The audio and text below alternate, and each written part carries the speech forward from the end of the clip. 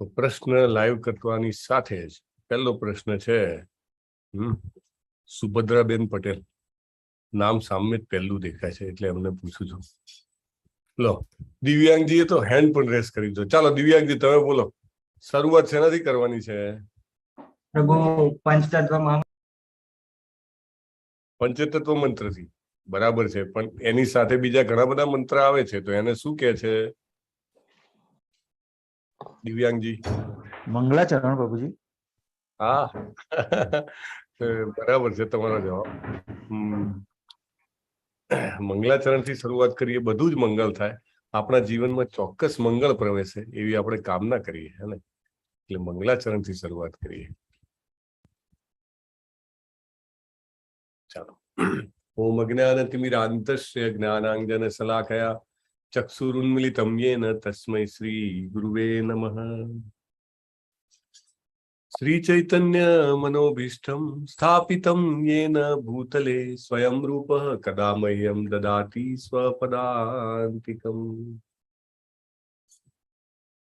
વંદેહમ શ્રી ગુરો શ્રીયુત પદકમલમ શ્રી ગુરુમ વૈષ્ણવાંશ્ચ શ્રી રૂપમ સાગ્રજાતમ સગણ રઘુનાથાન્વિતમ તમ સજીવમ સાદ્વૈતમ સાવધૂતમ પરિજન સહિતમ શ્રી કૃષ્ણ ચૈતન્ય દેવમ શ્રી રાધા કૃષ્ણ પાદાન સગણ લલિતાન શ્રી વિશાખાન્વિતાંશ્ચ. હે કૃષ્ણ કરુણા સિંધો દીનબંધો જગતપતે ગોપેશ ગોપિકા કાંત રાધાકાંત નમોસ્તુતે. તપ્ત કાંચન ગૌરાંગી શ્રી રાધે વૃંદાવનેશ્વરી વૃષભાનુસુતે દેવી પ્રણમામી હરિપ્રિયે. વાંછાકલ્પતરુભ્યશ્ચ કૃપા સિંધુભ્ય એવ ચ પતિતાનાં પાવનેભ્યો વૈષ્ણવેભ્યો નમો નમઃ. अनंत कोटि वैष्णव वृंद की जय. शिला प्रभुपाद की जय. भगवत गीता की जय. सदगुरुदेव की जय. नमः ओम विष्णुपादाय कृष्ण पृष्ठाय भूतले श्रीमते भक्ति वेदांत स्वामिने नामिने. नमस्ते सारस्वते देव्ये गौरवाणी प्रचारिणे निर्विशेष शून्यवादी पाश्चात्य देशतारिणे. આપણે મંગલાચરણના બધા શ્લોકો ઉપર ચર્ચા કરી હતી, પણ આજે નમ ઓમ વિષ્ણુ પાદાય એ શ્લોક વિશે આપણે ક્યારેય કીધું નથી, હે ને? તો આ શ્લોક જે છે એ કોના માટે છે? બે શ્લોકનો જોડકું છે. હેન્ડ રેસ કરજો, હે ને? કે આ જે શ્લોક છે એ આપણે કોને પ્રણામ કરીએ છીએ, કોને આપણે આપણા હૃદયપૂર્વકના વંદન સમર્પિત કરીએ છીએ, અને કોને આપણે ભગવદ્ ગીતાને સમજવા માટે આપણે આશીર્વાદ માંગીએ છીએ. નમો ઓમ વિષ્ણુ પાદાય કૃષ્ણ પૃષ્ઠાય ભૂતલે શ્રીમતે ભક્તિ વેદાંત સ્વામિને નામિને. જેમનું નામ ભક્તિ વેદાંત છે. નમસ્તે સારસ્વતી દેવે ગૌરવાણી પ્રચારિણે નિર્વિશેષ શૂન્યવાદી પાશ્ચાત્યસ્તારિણે. એટલે ગૌરવાણી એટલે શ્રી કૃષ્ણ ચૈતન્ય મહાપ્રભુના જે શબ્દો છે એનો પ્રચાર કર્યો. ને ક્યાં કર્યો? પાશ્ચાત્ય દેશમાં જઈને. તેવા તો એ કોણ છે? ચાલો આપણે જાણીએ. હા, સૌથી પહેલા પ્રશ્ન પૂછું છું. વાહ, મને આનંદ થયો. પરેશ શાહ પ્રભુ, અમરીશ પ્રભુ, એ બધાનો હાથ તો તરત જ ઊંચો થઈ ગયો હતો. પણ હું પ્રશ્ન પૂછું છું મનસ્વી બેન દધાનિયા. હરે કૃષ્ણ પ્રભુજી. હરે. આ શ્લોકમાં વિષ્ણુ ભગવાન અને સરસ્વતી દેવીને નમસ્કાર કરેલા છે. ઓકે, સમજાણું. અચ્છા અચ્છા, સરસ. તમે પ્રયત્ન કર્યો એ મને આનંદ થયો. ધન્યવાદ માતાજી, મનસ્વીજી. હા, નેક્સ્ટ પ્રિયાજી. હરે કૃષ્ણ. હરે કૃષ્ણ પ્રભુજી. વિષ્ણુ ભગવાન અને સરસ્વતી માને મારો પણ આન્સર છે. ઓકે, સરસ. અટેમ્પ્ટ કર્યો એના બદલ આનંદ થયો. રોહિતજી. હરે કૃષ્ણ. હરે કૃષ્ણ પ્રભુ. હા, સર્વે વૈષ્ણવ ભક્તોને નમન કરી. ઓકે ઓકે, ધન્યવાદ. એકચ્યુઅલી હું એટલે જ ખાસ ચૂઝ કરીને ફર્સ્ટ ટાઈમ આપણા જે પાર્ટિસિપન્ટ છે એમને ખાસ પૂછી રહ્યો છું, એટલે આ ક્લેરિટી આવી જાય. હા, ગીતાબેનજી. ગીતાબેન નિધિ. હરે કૃષ્ણ પ્રભુ. હરે કૃષ્ણ. આ શ્લોક શ્રી શ્રીમદ એસસી ભક્તિ વેદાંત સ્વામી પ્રભુપાદને પ્રણામ કરતો આ મંત્ર છે. પ્રણામ મંત્ર એમ. ગુરુ પ્રણામ મંત્ર. ઓકે, સરસ, ધન્યવાદ. નૈનાજી તમે પણ હેન્ડ રેસ કર્યો હતો, કેમ ડાઉન કરી દીધો? હરે કૃષ્ણ પ્રભુજી. હરે ઈ જ જે એમણે કીધું ઈ જ મને કેવું હતું કે શ્રી ભક્તિ વેદાંત સિદ્ધાંત એ કીધું છે. વેદાંત ભક્તિ વેદાંત સરસ્વતી સ્વામી. સરસ્વતી ભક્તિ વેદાંત સ્વામી, સોરી, નોટ ભક્તિ સિદ્ધાંત સરસ્વતી. સિદ્ધાંત સ્વામી, ભક્તિ વેદાંત સ્વામી. હા, સરસ, ધન્યવાદ. સો હા, તમને બધાને થોડું ક્વિકલી શોર્ટમાં કહી દઉં. નમો વિષ્ણુ પાદાય એટલે કે એમનું જે પદ છે, ભગવાન જેવું પદ છે એમને, વિષ્ણુ પદ, ભગવાનનું પદ. કૃષ્ણ પૃષ્ઠાય ભૂતલે. ભૂતલે એટલે આપણા ધરાતલ ઉપર એમને જેમને કૃષ્ણ ભક્તિને જેને કહેવાય કે ફેલાવી છે, શ્રીમદ ભક્તિ વેદાંત સ્વામી એમનું નામ છે એમને. અને નમસ્તે સારસ્વતી દેવે ગૌરવાણી પ્રચારીને એટલે એવું કહી શકાય કે એમને ભગવાન શ્રી કૃષ્ણ ચૈતન્ય મહાપ્રભુની જે વાણી છે એમને નિર્વિશેષ લોકો કે જે લોકો કશું માનતા નથી, કે શરીર પૂરું થઈ જાય ત્યાં સુધી, શરીર પૂરું થઈ જાય પછી કશું છે જ નહીં એવું જે લોકો માને છે, એવા લોકો શૂન્યવાદી, એટલે કે બધું મૃત્યુ થાય એટલે બધું શૂન્યમાં પડી જાય, અથવા તો આપણો સાક્ષાત્કાર થાય તો બ્રહ્મમાં પડી જઈએ, એવું વિચારવા વાળા જે લોકો છે એમને તાર્યા છે. એટલે આ શ્રીલા પ્રભુપાદ જેને અમે ટૂંકમાં કહીએ અથવા વાલથી કહીએ છીએ, એવા ભક્તિ વેદાંત સ્વામી શ્રીલા પ્રભુપાદના પ્રણામ છે. અને એમને ઇસ્કોનની સ્થાપના કરી, એમને ભગવદ્ ગીતા યથારૂપ આપી, ભાગવતમ આપ્યું, અનેક ગ્રંથો આપ્યા, અને એમને ચોફેર લોકોને પ્રેરણા આપી કે જીવન જે છે તમારે કૃષ્ણજીની સેવામાં, ખાસ કરીને બધા લોકો સુધી ભગવદ્ ગીતાનું જ્ઞાન પહોંચે એવી સેવામાં તમારે જીવન ઉપયોગ કરવું જોઈએ, એવું એમને બધાને પ્રેરણા આપી. એટલા માટે અત્યારે આ બધા ક્લાસીસ ચાલી રહ્યા છે. એટલે એમને પ્રણામ કરીને એમના આશીર્વાદ લઈએ છીએ. ભગવાનના જે ભક્તો હોય છે, ખાસ કરીને શ્રીલા પ્રભુપાદ એ ભગવાનના શાશ્વત પાર્ષદ છે. ચૈતન્ય મહાપ્રભુ જયારે આવ્યા 550 વર્ષ પહેલા, ત્યારે એમને આગાહી કરી હતી કે 500 વર્ષ પછી મારો સેનાપતિ આવશે. પૃથ્વી છે ગામે ગામે નગર નગર હોય મોરા નામ સંકીર્તન, એટલે કે પૃથ્વીના ગામે ગામ નગર નગરમાં શ્રી કૃષ્ણ નામનું સંકીર્તન ચાલુ થશે, એવું એમને આગાહી કરી હતી. મારો સેનાપતિ કરશે એવું એમને કીધું હતું 550 વર્ષ પહેલા. અને પછી શ્રીલા પ્રભુપાદ આવે છે આટલા વર્ષ પછી, એટલે ભગવાનના એમ્પાવર્ડ એટર્નલ એસોસિએટ છે. ચાલો, પંચતત્વ મંત્ર. શ્રી કૃષ્ણ ચૈતન્ય પ્રભુ નિત્યાનંદ શ્રી અદ્વૈત ગદાધર શ્રીવાસાદિ ગૌર ભક્તવૃંદ. શ્રી કૃષ્ણ ચૈતન્ય પ્રભુ નિત્યાનંદ શ્રી અદ્વૈત ગદાધર શ્રીવાસાદિ ગૌર ભક્તવૃંદ. શ્રી કૃષ્ણ ચૈતન્ય પ્રભુ નિત્યાનંદ શ્રી અદ્વૈત ગદાધર શ્રીવાસાદિ ગૌર ભક્તવૃંદ. હરે કૃષ્ણ કૃષ્ણ હરે હરે હરે રામ હરે રામ રામ રામ હરે હરે. હરે કૃષ્ણ પ્રભુ, દંડવત પ્રણામ. પ્રભુજી, આ મંત્ર ભોગ લગાવે ત્યારે બોલવાનું હોય છે ને? નમો વિષ્ણુ પાદ.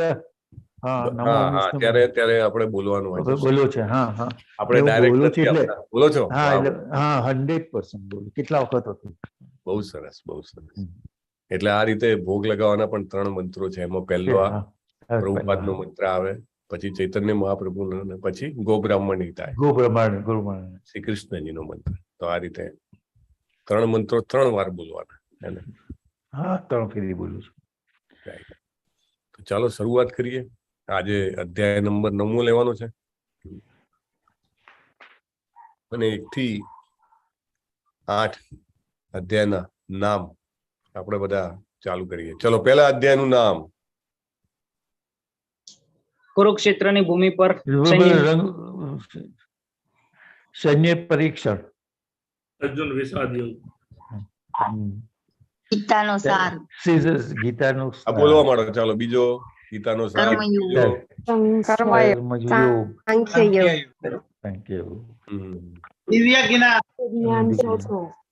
ઓકે, પછી કર્મયોગ કૃષ્ણ ભાવના કર્મ, પાંચમો યોગ. છઠ્ઠો જ્ઞાન Next. યોગ. જ્ઞાન યોગ, સાતમો જ્ઞાન વિજ્ઞાન યોગ. પછી પરમેશ્વરનું પ્રાર્થના, ભગવત પ્રાપ્તિ યોગ. અને નવમો છે ઈ પરમ ગુપ્ત જ્ઞાન. પરમ ગુહ્ય જ્ઞાન. ઓહો, સરસ સરસ. ચાલો, તો આ રીતે 9 અધ્યાયના નામ આપણે જોયા. અને 8મા અધ્યાયનો જે મુખ્ય મુદ્દા છે એ આપણે જોઈ લઈએ કે 8મા અધ્યાયમાં આપણે ઘણી બધી વૈદિક શાસ્ત્રોમાંથી, ભાગવતમમાંથી લીધેલી ઘટનાઓ જોઈ હતી કે જેમાં મૃત્યુ સમયનું મહત્વ શું છે એ આપણને જાણવા મળ્યું. તો એ કોના કોના જીવનની ઘટનાઓથી હેન્ડ રેસ કરવાનો છે, બરાબર, અને તમારે જણાવવાનું છે. ખાસ કરીને મને ઇન્ટરેસ્ટ છે કે જે લોકો પ્રથમ વખત આ કોર્સમાં છે એમના માટે, કે કાલે જો તમે ધ્યાનથી સાંભળ્યું હોય, આંખો ઉઘાડી નાખે એવી એ ઘટનાઓ હતી, રાઈટ. અને આપણું જીવન પ્રત્યેનો જે અભિગમ છે, દ્રષ્ટિકોણ છે, એ આખો પરિવર્તિત થઈ જાય એટલું જ જબરજસ્ત એ ઘટનાઓમાં સામર્થ્ય છે. એકચ્યુઅલી એ ઘટનાઓની મહિમા વિશે ભાગવતમમાં લખ્યું છે, જે કોઈ પણ આ સાંભળશે ચરિત્ર, એને તુરંત જ આધ્યાત્મિક ફાયદો તુરંત જ થશે અને એકદમ સચોટ ફાયદો થશે. એટલે બહુ જ મહત્વનું છે આ જાણવું. તો કયા કયા કોના કોના જીવનની આ ઘટનાઓ હતી એ તમારે કહેવાનું છે.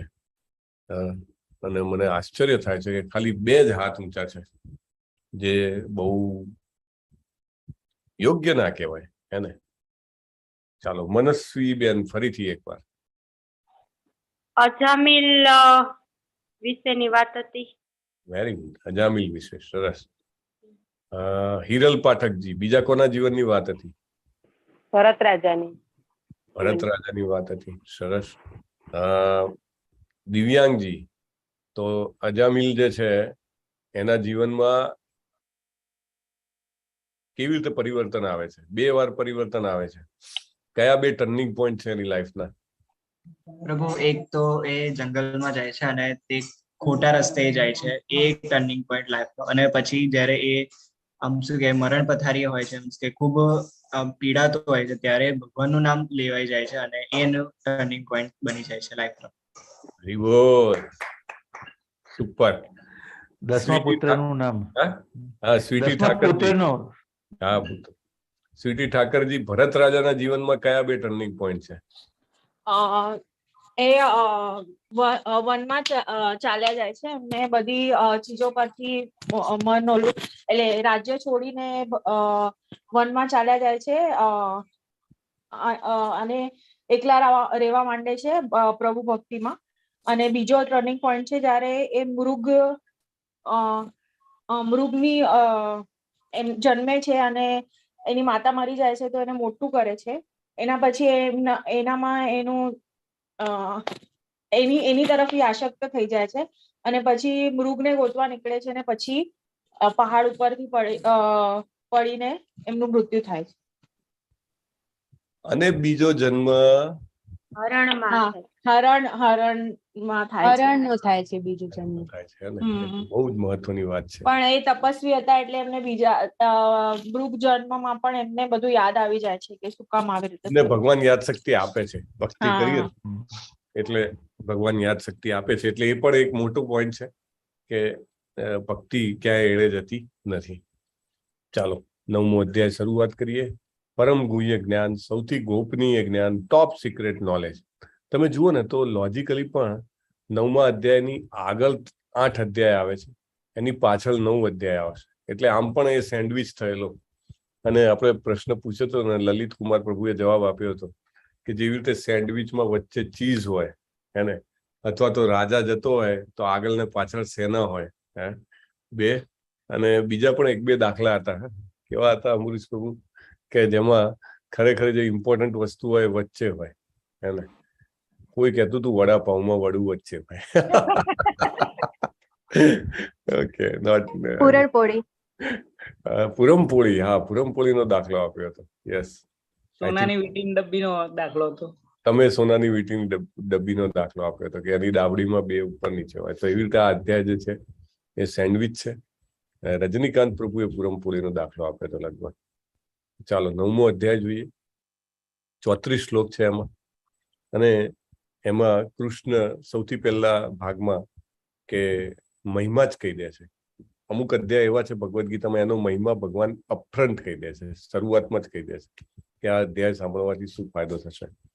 પછી ભગવાનના ઐશ્વર્યનું જ્ઞાન અને કૃષ્ણજીનો આ વિશ્વ સાથેનો સંબંધ, પછી અનેક પ્રકારના ઉપાસકો એના વિશે ભગવાન જ્ઞાન આપે છે, અને કૃષ્ણની ભક્તિનો મહિમા છેલ્લે. ઇનફેક્ટ આ અધ્યાયમાં 34મો શ્લોક, છેલ્લો શ્લોક જે છે, એની જે પહેલી 2 લાઈન છે એને ભગવાને ભગવદ્ ગીતામાં ઓનલી આ 2 લાઈન એવી છે કે જે આખા ભગવદ્ ગીતામાં રિપીટેશન થઈ હોય. અહીંયા આગળ પણ બોલે છે અને 18મા અધ્યાયમાં પણ બોલે છે. એટલે બહુ જ મહત્વની લાઈન છે, એ પણ આપણે સમજીશું. So let us start. Shri ભગવાન ઉવાચ ઇદમ તુ તે ગુહ્યતમં પ્રવક્ષ્યામ્યનસૂયવે જ્ઞાનમ વિજ્ઞાન સહિતમ યજ્ જ્ઞાત્વા મોક્ષશે શુભાત. પૂર્ણ પુરુષોત્તમ પરમેશ્વર બોલ્યા, પ્રિય અર્જુન, હું તને આ જ્ઞાન કેમ આપું છું? કારણ કે તું મારો બહુ મોટો ફ્રેન્ડ છે. એ તો આગળ જ ભગવાને કીધું હતું. એને કીધું તું મારી ઈર્ષા કરતો નથી, જેલસી નથી તને મારાથી, એન્વી નથી. હું તને આ પરમ ગુહ્ય જ્ઞાન તથા સાક્ષાત્કાર વિશે જણાવીશ કે જાણીને તું ભૌતિક અસ્તિત્વના સર્વ ક્લેશોમાંથી મુક્ત થઈ જઈશ. બહુ જ મોટો ગુણ છે આ અનસૂયવે. આપણે 6 પ્રકારના આપણા અંદર રહેલા દુર્ગુણો કહીએ છીએ: કામ, ક્રોધ, લોભ, મોહ, મદ, મદ એટલે કે અહંકાર, અને છેલ્લું મત્સર, મત્સર એટલે કે ઈર્ષ્યા. રાઈટ? તો ઈર્ષા બહુ જ ખતરનાક ગુણ છે.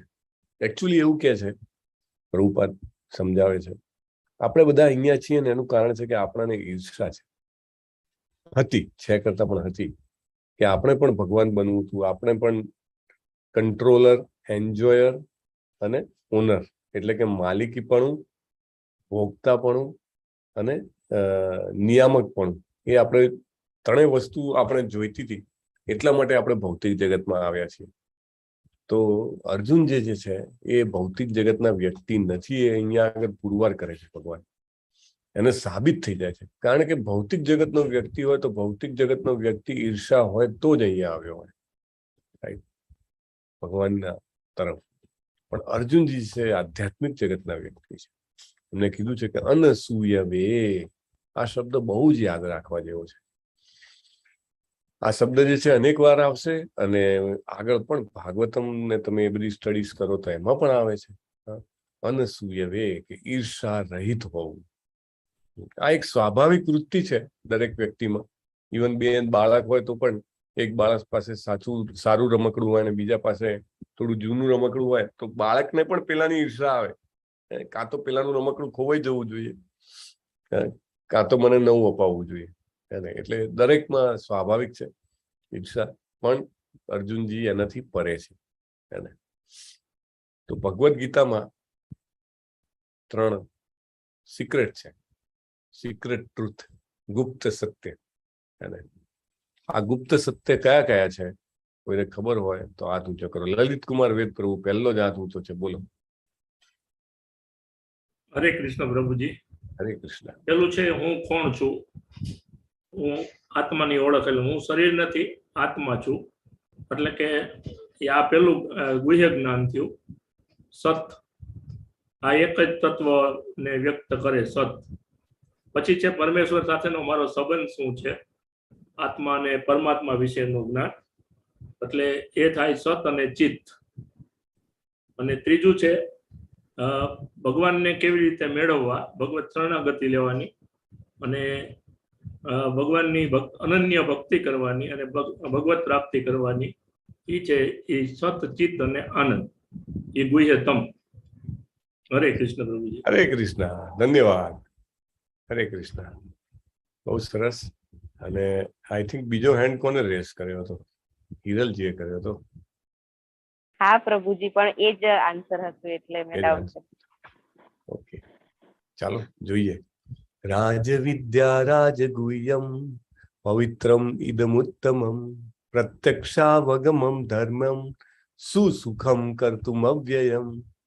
રાજવિદ્યા, પ્રિન્સલી નોલેજ ને સિક્રેટ, કેવું પ્રિન્સલી સિક્રેટ. રાજગુહ્યમ, પવિત્રમ એટલે એકદમ પ્યોર, ઉત્તમમ એટલે બેસ્ટ, ઉદ્વત્તા તમ, તમ માંથી જે બહાર કાઢે એ, તમ એટલે અંધકારમાંથી, એવું ઉત્તમમ. પ્રત્યક્ષાવગમમ ધર્મમ એટલે પ્રત્યક્ષ અનુભવ કરાવે છે. સુસુખમ એટલે કે કેવું, સુખ સાથે કરવાનું. એવું નહીં કે બહુ મહેનત કરી. દાખલા તરીકે કોઈ એમ કે બોર્ડમાં આટલા ટકા લાવી દીધા, કે જેઈ કે જે કંઈ પણ એક્ઝામ છે એમાં આટલા બધા માર્ક લાવ્યા, તો IAS માં ક્વોલિફાય થઈ ગયા, UPSC માં. તો આ બધા કરવામાં કેટલી મહેનત પડે, રાઈટ? ખૂબ તકલીફ પડે ને પછી થાય, એટલે સુસુખમ ના કહી શકાય. પણ ભગવાનને પ્રાપ્ત કરવાનું આ જ્ઞાન કેવું છે? સુસુખમ એટલે આચરવામાં સુખ જ છે, આનંદ આવે, કરતી વખતે પણ આનંદ આવે. દાખલા તરીકે આપણે ભગવદ્ ગીતા અત્યારે સમજી રહ્યા છીએ. તમે જેમ જેમ સમજો, જેમ જેમ સાંભળો, દરેક વ્યક્તિ એક અભ્યાસુ છે, રાઈટ? તમે પણ એક લર્નર છો, હું પણ એક લર્નર છું, લલિત કુમાર પ્રભુ એક લર્નર છે, પરેશ પ્રભુ લર્નર છે, અમરીશ પ્રભુ લર્નર છે, બધા જ એક લર્નર છે, બરાબર? તો દરેકને પોતાનું લર્નિંગ જેમ વધતું જાય એમ એમ વધારે આનંદ આવે, સુસુખમ, સુખ મળે. અને કર્તુમ અવ્યયમ એટલે કે અવ્યયમ એટલે કે જેનો વિનાશ ના થાય, આવું જ્ઞાન છે. ભગવાને આ પહેલા પણ કીધું હતું કે આ જે ભગવદ્ ગીતાનું જ્ઞાન જે છે એ રાજર્ષિઓને આપવામાં આવતું હતું. કયો શ્લોક છે? કોણ કહેશે? હેન્ડ રેસ કરજો. 1 2 3 4 5. એટલે પ્રભુજી શું પ્રશ્ન પૂછ્યો? પ્રશ્ન તો ધ્યાનથી સાંભળવો પડે. પ્રભુજી નેટવર્ક નહોતું હોતું તો તમારો અવાજ જ નહોતો આવ્યો. ના, જનરલી મેં ઓબ્ઝર્વ કર્યું છે, તમે હંમેશા પહેલા પ્રશ્ન પૂછો. પ્રશ્ન શું હતો પછી જવાબ આપું એમ. એનીવે, પ્રશ્ન છે કે ભગવાને ક્યારે કીધું કે આ જ્ઞાન જે છે રાજાઓને આપવામાં આવતું હતું? લલિત કુમાર પ્રભુએ હેન્ડ રેઝ કર્યો હતો. એક મિનિટ, લલિત કુમાર પ્રભુને જવાબ આપવા દો. યસ, લલિત કુમાર પ્રભુ. પ્રભુ, ચોથા અધ્યાયનો બીજો શ્લોક, એવમ પરંપરા, મને શ્લોક તો નહીં આવડે. આપે તો એ રીતનું બોલો, યાદ છે શોભા માતાજી? એવમ પરંપરા પ્રાપ્તમ ઇમમ રાજર્ષયો વિદુ. યાદ આવે છે? નહીં, આખો શ્લોક યાદ નથી. એવમ પરપ્રાપ્ત યાદ, એટલો જ યાદ હતો. એવમ પરંપરા પ્રાપ્તમ ઇમમ રાજર્ષયો વિદુ. ચોથા અધ્યાયનો કાલે નેહમતા યોગો નષ્ટ પરંતપ. આઈ થિંક સો રાજર્ષિઓને આપવામાં આવ્યું હતું ત્યારે પણ કહે છે, ભગવાન અત્યારે પણ કહે છે. એટલે એક પાર્ટિસિપન્ટ હતા, મને કહે તો આ રીતે જોવા જઈએ તો આપણે ભગવદ્ ગીતા શીખી જઈએ તો આપણે પણ રાજા બની જઈએ. ના, રાજાઓ રાજાશાહી તો ગઈ, રાજા બી ગયા ને રજવાડા બી ગયા, પણ એટલું ચોક્કસ કે રાજાઓ આ જ્ઞાન લઈને પોતાની પ્રજાના જીવનમાં આધ્યાત્મિક ઉજાલા, જેને કહેવાય કે આધ્યાત્મિક પ્રકાશ ફેલાવતા હતા. પોતાના કર્મથી, આચરણથી, પોતાના શબ્દોથી, બધી જ રીતે. જનક રાજા જેવી રીતે ભગવાન એનું નામ બી લે છે, જનકાદય, જનક અને આદિ રાજાઓ.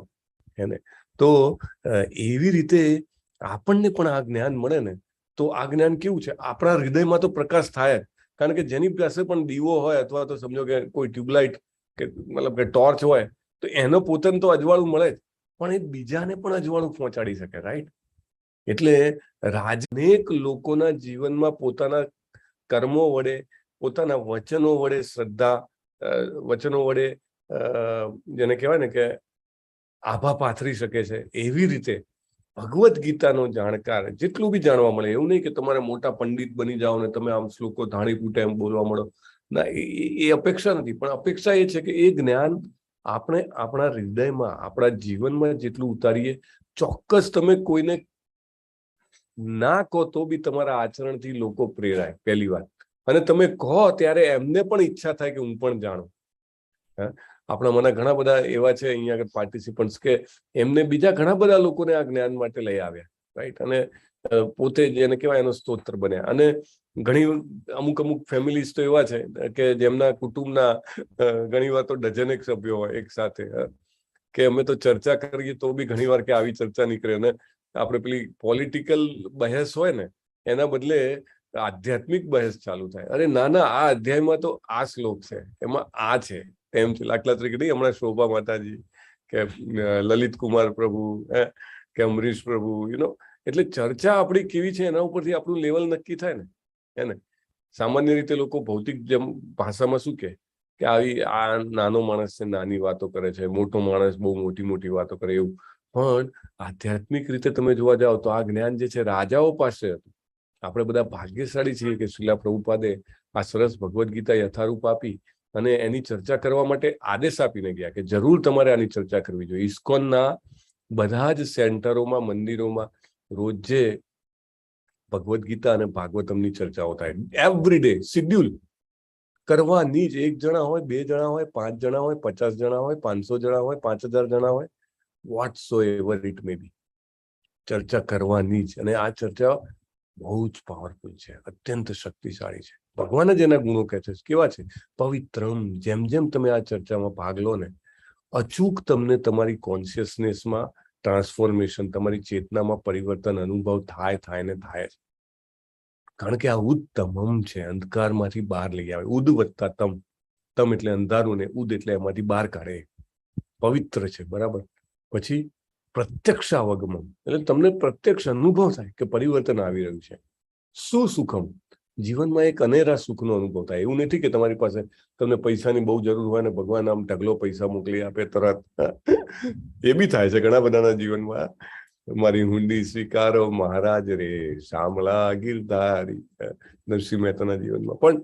અથવા તો કોઈનું સ્વાસ્થ્ય બહુ ખરાબ હોય ને સરસ સારું થઈ જાય. આર્થ જિજ્ઞાસુ, અર્થાર્થી અને જ્ઞાન, બધાને જે જોઈતું હોય ભગવાન આપે છે. પણ મેઇન પોઈન્ટ છે કે એક અલગ પ્રકારના સુખનો અનુભવ કરાવે છે ભગવાન. આ સુખ એવું છે કે જેને શબ્દોમાં વ્યક્ત કરવું મુશ્કેલ છે. જેમ જેમ આ જ્ઞાન આવતું જાય એમ એમ આપણને આધ્યાત્મિક સુખનો અનુભવ થાય. એકચ્યુઅલી આપણે બધા આત્મા છીએ એવું ભગવાને કીધું બીજા અધ્યાયમાં. અને આત્માને આધ્યાત્મિક સુખની જરૂર છે. આત્માની જે ભૂખ છે એ આધ્યાત્મિક છે. એ ભૂખ એ જે છે એ ભાગવા મળે છે અને અવિનાશી એવા જ્ઞાનની પ્રાપ્તિ થાય છે. ચાલો જોઈએ આગળ. ચલો, આ પ્રશ્ન સારો છે. ભગવદ્ ગીતાને શા માટે રાજવિદ્યા કહેવામાં આવે છે? થોડી ઘણી આપણે ચર્ચા કરી લીધી, રાઈટ. છતાં પણ હું આ પ્રશ્નને એઝ ઇટ ઇઝ રાખવા માંગુ છું કે આપણે એ બને ભગવદ્ ગીતાના મહાત્મા વિશે પણ જાણી શકીએ, રાઈટ. ભગવદ્ ગીતાને શા માટે રાજવિદ્યા અથવા પ્રિન્સલી નોલેજ કહેવામાં આવે છે? જો આટલી બધી ચર્ચા કરી નાખી, હવે એમાંથી જ લગભગ તો તમને 80-90% જવાબ મળી જાય એવો છે. સો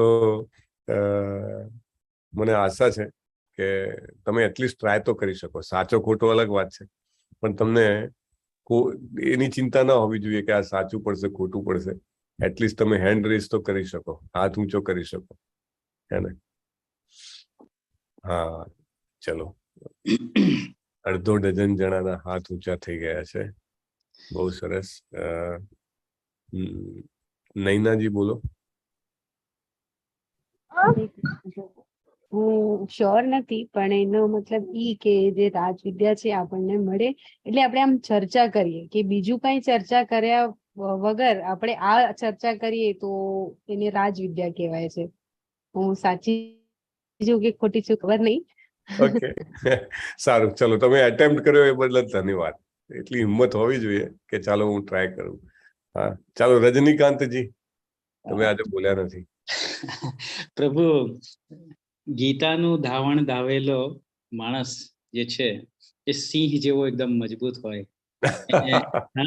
સિંહ રાજા કહેવાય. એટલે આ જ્ઞાન, ગીતાનું જે જ્ઞાન લીધેલું હોય એ ખરેખર રાજા જેવો જીવે અને સમાજમાં એ વટકે સાથ અને જે સમાજને સાથે લઈને સારા વિચારો આપીને જીવે. એટલે જસ્ટ લાઈક એ રાજા જીવો. એટલે આ વિદ્યા જે ગીતાનું જ્ઞાન છે એ રાજવિદ્યા છે. ઓકે, સરસ. દિવ્યાંગજી, હરે કૃષ્ણ, બોલો. હરે કૃષ્ણ પ્રભુ.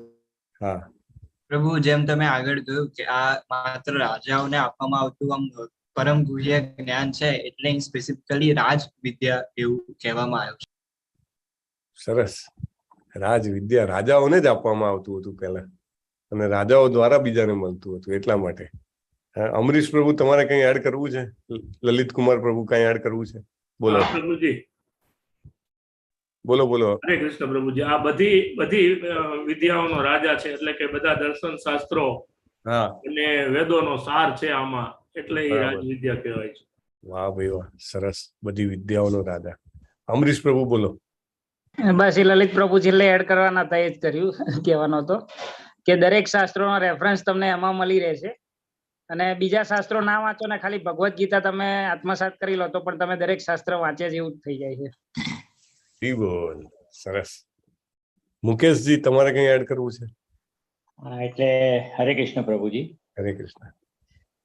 રાજ વિદ્યા એટલા માટે કદાચ રાજાને જ્ઞાન આપવામાં આવતું હશે કારણ કે એક રાજાને પોતાનું રાજ્ય સારી રીતના ચલાવવા માટે જે પણ એને કરવાનું હોય છે, કેમ કે આજકાલ રાજકારણમાં ને બધું જે ઊંધું ચત્તું થાય છે, એ આ રીતના જો જ્ઞાન પ્રાપ્ત કરીને જો કોઈ રાજા બને તો આવા બધા જે સંજોગો છે એ બધું ના થાય અને એક રાજ્યને અને લોકોને સુખ, શાંતિ અને સમૃદ્ધિ આપવાની કોશિશ કરી શકે.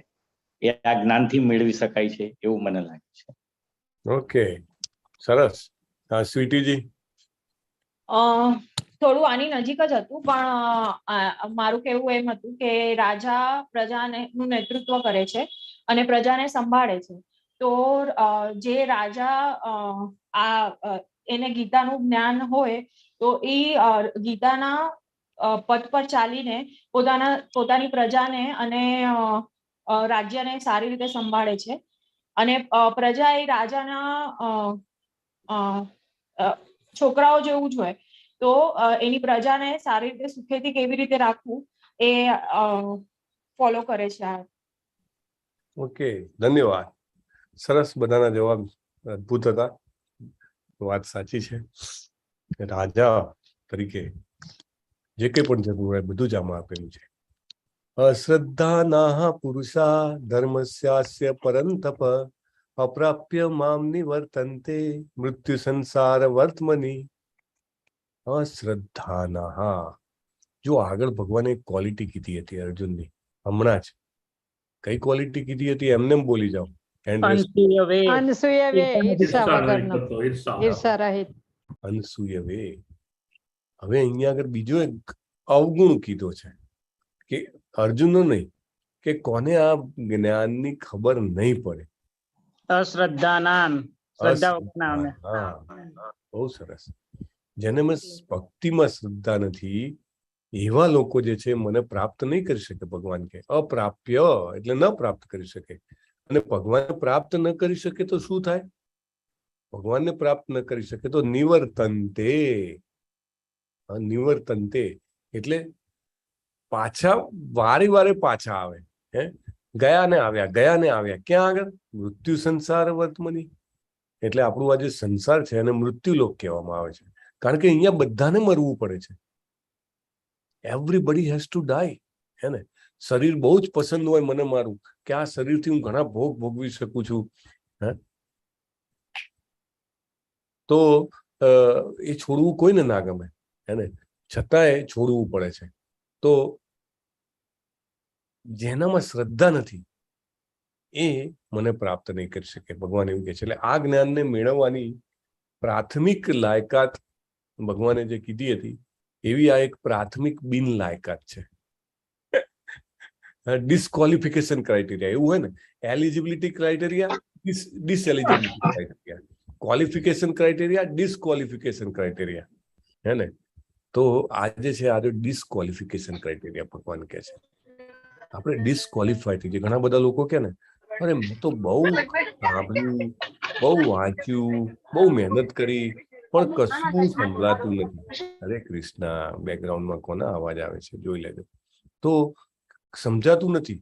એકચ્યુઅલી જો શ્રદ્ધા હોય ને તો સમજાય એવું નથી કહેતો. શ્રદ્ધા હોય ને તો માણસ ધૈર્ય રાખી શકે, અને ધૈર્ય રાખે ને તો કાનમાં જેમ જેમ જતું જાય ને, ભલે ખબર પડે કે ના પડે, પણ ભગવાન જે છે ને એ અંદર આવે કાનમાંથી. આપણે જોયું હતું ને પેલો એક ફોટો હતો, આમ સીધા હૃદય સુધી આવે, અને હૃદયમાં આવીને પછી જુએ કે અહીંયા આગળ તો બહુ બધો ઢગલા પડેલા છે કચરાના, બહુ બધા કર્મોના ઢગલા છે. એટલે ભગવાન જે છે એ આપણે ભાગવતમમાં આવે છે, શેનો કોન્ટ્રાક્ટ લે છે ભગવાન? સફાઈનો, ક્લિનિંગ કરે છે, કલ્મશ દૂર કરે છે.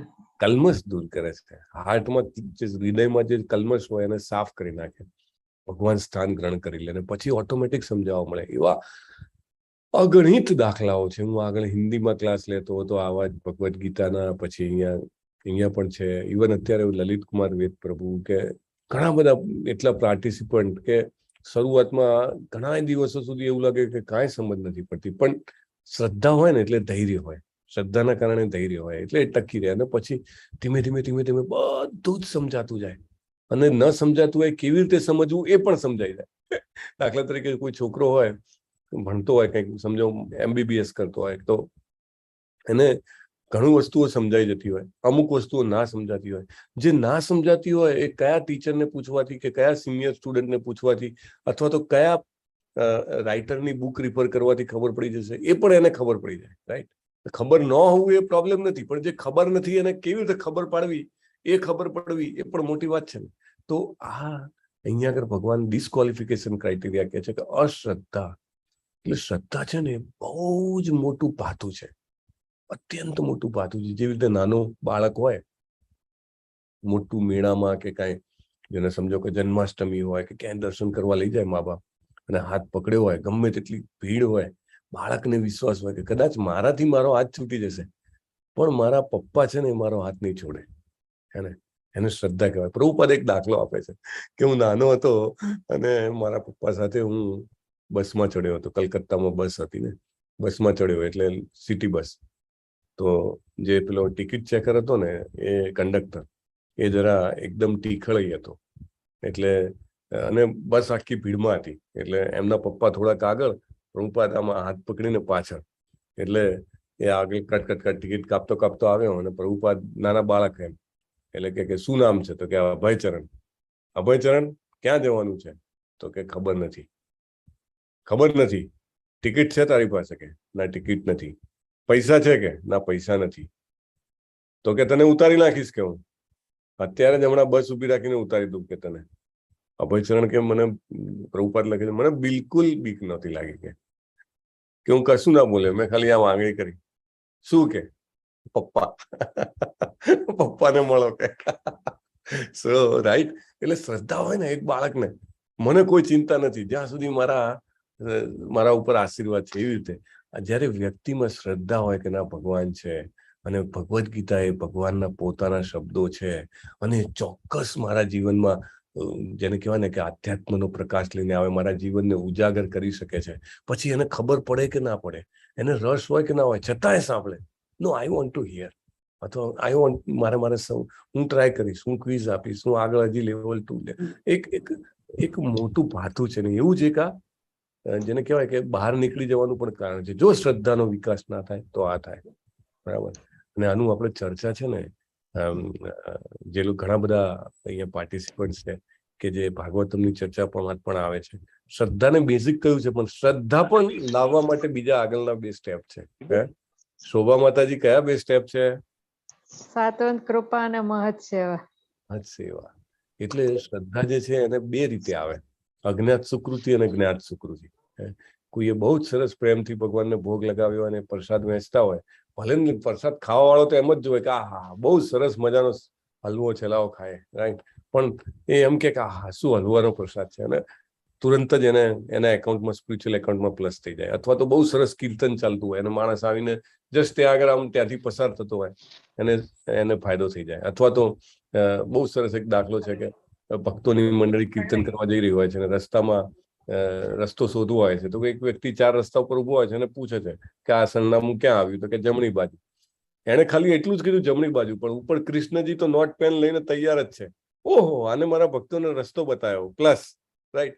તો આવી રીતે અજ્ઞાત સુકૃતિ થાય. જ્ઞાત સુકૃતિ એટલે શું? તમે ચય કરીને, દાખલા તરીકે આજે શ્લોકા પઠન હતું, લગભગ 20 થી વધારે લોકો શ્લોકા પઠનમાં આવ્યા, ચય કરીને આવ્યા, એને પોતે નક્કી કરીને આવ્યા. એ જ્ઞાત સુકૃતિ.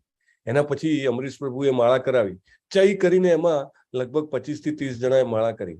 એ જ્ઞાત સુકૃતિ, તમે પોતે નક્કી કરીને, રાઈટ, એ જ્ઞાત સુકૃતિ. તમે ચય કરીને આ ભગવદ્ ગીતાના ક્લાસમાં કરો છો તો એ જ્ઞાત સુકૃતિ. તો આ બે પ્રકારની સુકૃતિ છે. એ સુકૃતિથી પછી સેવા મળે, રાઈટ, કાંઈ ને કાંઈ સેવા કરવાની ઈચ્છા થાય. સાંભળવું પણ મોટી સેવા છે, ને ધ્યાનથી સાંભળવું, શરણાગતિથી સાંભળવું એ ઘણી મોટી સેવા છે, પણ એમને પણ સાંભળવું એ મોટી સેવા છે. તો આ રીતે થાય ત્યારે શ્રદ્ધા આવે. શ્રદ્ધા બહુ જ અલભ્ય છે. આપણને કઈ મતલબ આપણને સમજાતું નથી. એકચ્યુઅલી બાળકને મા ઉપર શ્રદ્ધા હોય, એના ઉપર બાળક ગમે ત્યાં જઈને મતલબ એને બિલકુલ કોન્ફિડન્સ હોય કે મારું વાળ વાંકો નહીં થવા દે મારી માં, હે ને, મારા પપ્પા કે મારી માં, એવી રીતે. તો શ્રદ્ધા એ મોટું પાઠું છે. શ્રદ્ધાના બળે જેને કહેવાય ને કે મોટા મોટા કાર્યો થઈ શકે છે. નાનામાં નાનો વ્યક્તિ મોટા કાર્ય કરી શકે છે. એવી રીતે આ ભગવદ્ ગીતાનું જ્ઞાન છે, શ્રદ્ધાના બળે આપણે જીતી શકીએ છીએ કે ના, કૃષ્ણજી છે, કૃષ્ણજી પૂર્ણ પુરુષોત્તમ પરમેશ્વર છે, એમના મુખ્ય આપેલા આ શબ્દો એ હું એમનો બાળક છું, એટલે મારા જીવન માટે બહુ મહત્વના છે, મારે જાણવું જોઈએ. એ શ્રદ્ધા મહત્વનું છે. એ ના હોય તો પુનરપી જન્મમ પુનરપી મરણમ પુનરપી જનની જઠરે શયનમ, અને ફરીથી જન્મ લેવો પડે, મૃત્યુ પામવું પડે. મયા તતમ ઇદમ સર્વમ જગત અવ્યક્ત મૂર્તિના મત્સ્થાની સર્વભૂતાની ન ચાહમ તે સ્વવસ્થિતઃ. આ સમગ્ર જગત મારા વડે અવ્યક્ત રૂપમાં વ્યાપ્ત છે. સર્વ જીવો મારામાં છે, પણ હું તેમનામાં નથી. આ એક જરા મહત્વની સમજ છે કે બધા જીવો મારામાં છે, પણ હું તેમનામાં નથી. આ વિધાનને કેવી રીતે સમજવું? યસ, લલિત કુમાર પ્રભુ, બોલો. હરે કૃષ્ણ. ભગવાન છે એ પૂર્ણ છે, અને આપણે છીએ બધા અંશ છીએ, એટલે પૂર્ણ છે એમાં બધા અંશ હોય. બીજું કે ભગવાન છે એ પરમાત્મા રૂપે તો બધાના હૃદયમાં છે, પણ પોતા જે એનું જે પરમધામમાં પૂર્ણ પુરુષોત્તમ રૂપે તો એ પરમધામમાં જ છે.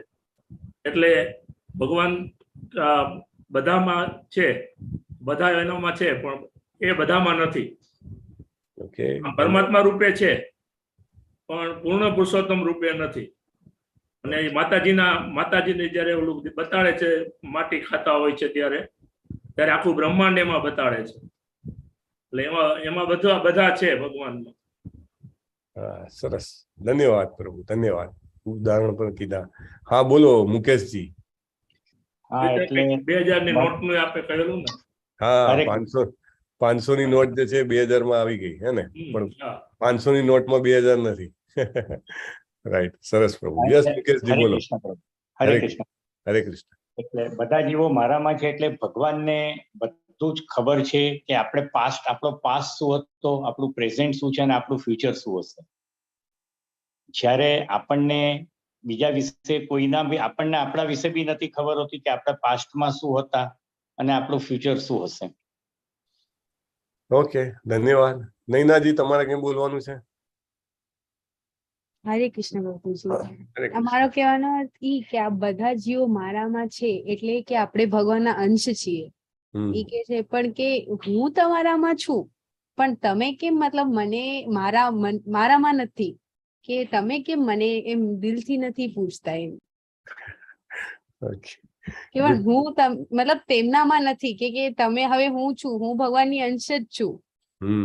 પણ કે છે કે પણ તને શ્રદ્ધા છે શું મારામાં, એમ ક્વેશ્ચન કરે છે ભગવાન આપણને. ઓકે, ધન્યવાદ માતાજી. સો સરસ. જેમ લલિત કુમાર પ્રભુએ કીધું છે એમ કે ઘણા બધા દાખલા આપ્યા છે કે આપણે બધા અંશ છીએ, બરાબર. મમઈ વાંસો જીવ લોકે જીવ ભૂત સનાતન.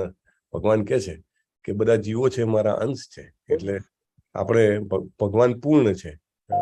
પૂર્ણમદ પૂર્ણમિદમ પૂર્ણાત પૂર્ણ મુદચ્યતે પૂર્ણસ્ય પૂર્ણમાદાય પૂર્ણમેવાવશિષ્યતે. ભગવાન પૂર્ણ છે અને આપણે બધા એમના અંશ છીએ. બીજી વાત છે કે ભગવાને દાખલા તરીકે પેલી બ્રહ્માંડ ઘાટ પર લીલા કરી હતી. એમની માએ પૂછ્યું કે મોંમાં માટી ખાધી છે, બતાવ. તો આખું બ્રહ્માંડ એમનામાં દેખાય છે. પછી હમણાં વિશ્વરૂપ આવશે, વિશ્વરૂપમાં પણ બધા જ જીવો ભગવાનમાં છે, એ પણ દેખાશે આગળ.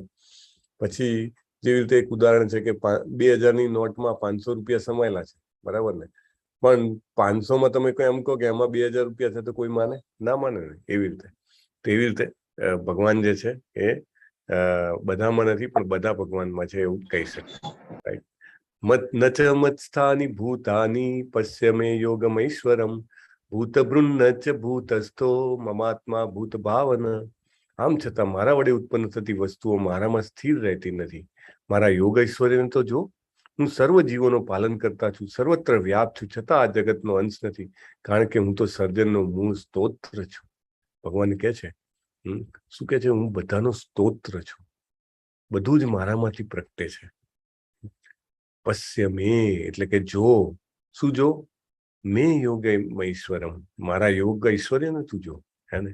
મમ આત્મા એટલે ભગવાન એમ કહે છે કે બધું જ મારામાંથી ઉત્પન્ન થયું છે અને છતાંય હું એમાંનો અંશ નથી. અને યથાકાશ, આગળ વધારે ક્લેરિફાય કરે છે, યથાકાશ સ્થિતો નિત્યમ વાયુ સર્વત્ર ગો મહાન તથા સર્વાણી ભૂતાની મત્સ્થાની ત્યુપધારય. જેવી રીતે સર્વત્ર વહેનારો પ્રબળ વાયુ હંમેશા આકાશમાં સ્થિર રહે છે, તેવી રીતે ઉત્પન્ન થયેલા સર્વ પ્રાણીઓને મારામાં જાણ. એટલે કે આપણે આમ જોઈએ કે વાતાવરણ જે છે એમાં હવા જબરજસ્ત પવન આવતો હોય તો પણ પવન અલ્ટિમેટલી તો આ જે વાતાવરણ છે, આકાશ છે, એમાં જ રહે છે. એવી રીતે બધા જીવો જે છે ભલે એક યોનિમાંથી બીજી યોનિમાં, બીજીમાંથી ત્રીજીમાં એમ ટ્રાન્સફર થતા, પણ અલ્ટિમેટલી ભગવાનની અંદર જ છે બધા.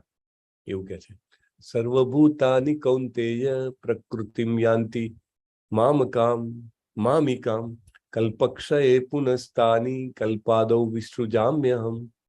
એટલે કલ્પ એટલે શું? બ્રહ્માજીનું જેને કહેવાય કે આયુષ્ય, બરાબર. બ્રહ્માજીનો દિવસ પૂરો થાય ત્યારે મિની પ્રલય થાય અને બ્રહ્માજીનું આખું આયુષ્ય પૂરું થાય ત્યારે મહાપ્રલય થાય. મહાપ્રલયમાં બ્રહ્માજીનું પોતાનું ધામ 14 લોકો નાશ પામે.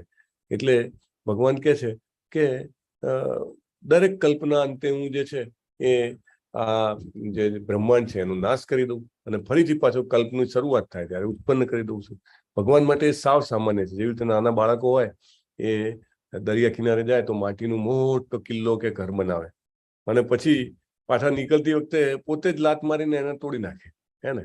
એટલું જ સરળ છે ભગવાન માટે. આપણને તો એક ઘર બનાવવું હોય તો તકલીફ પડે અને જૂનું ઘર તોડીને ખાલી જગ્યા કરાવી હોય તો પણ તકલીફ પડે. ભગવાન તો તુરંત જ ઈચ્છા માત્રથી કરી દે.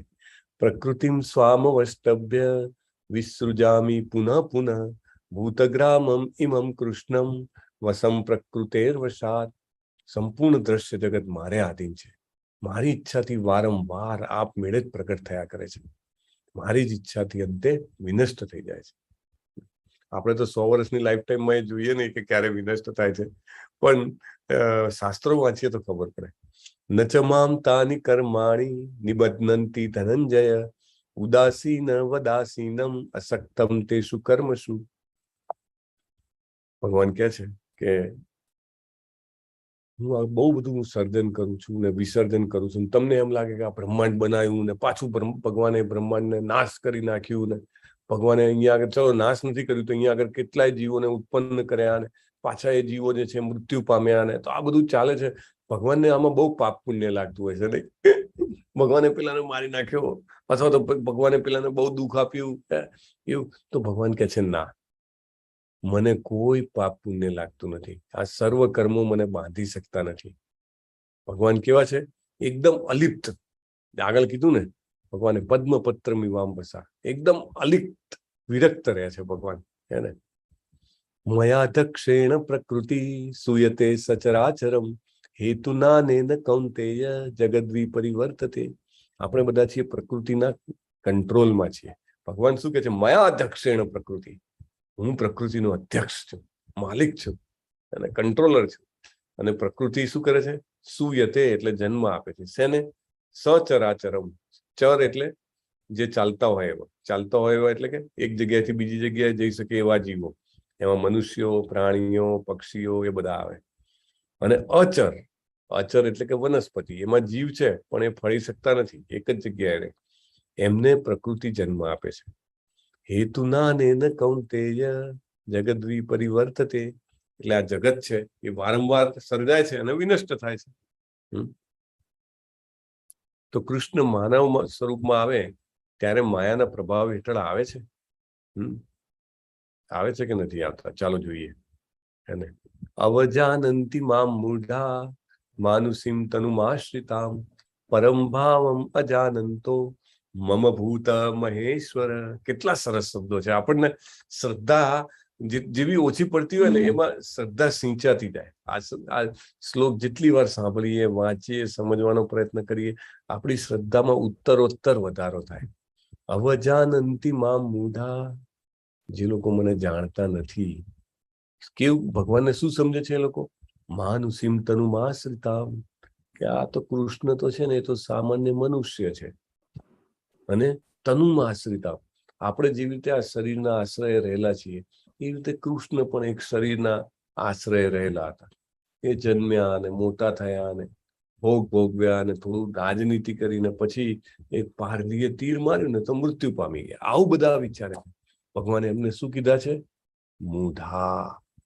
અવજાનંતી માં મૂઢા, મને એ લોકો જાણતા નથી.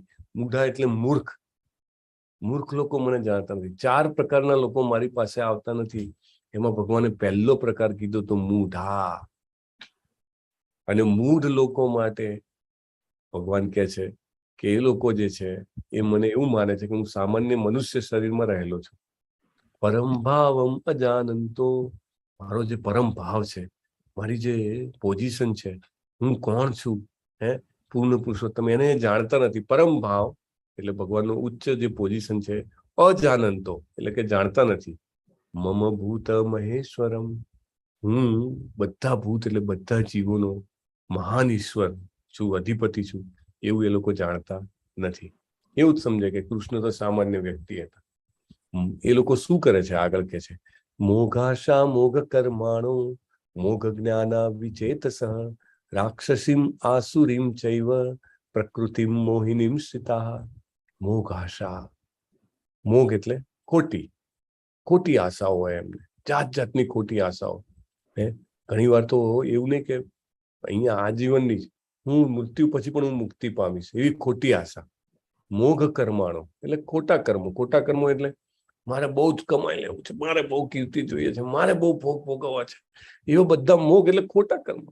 કેમ ખોટા કર્મો? કે અમે કઈ ભોગવીએ નહીં, ના, એની વાંધો નથી, પણ કૃષ્ણને સેન્ટરમાં રાખવાના. આપણી ઇન્દ્રિય તૃપ્તિ નહીં, કૃષ્ણજીની ઇન્દ્રિય તૃપ્તિ થાય એવું વિચારો, ત્યારે આપણે સાચું જ્ઞાન કે સાચું કર્મ કે સાચી આશા કહેવાય.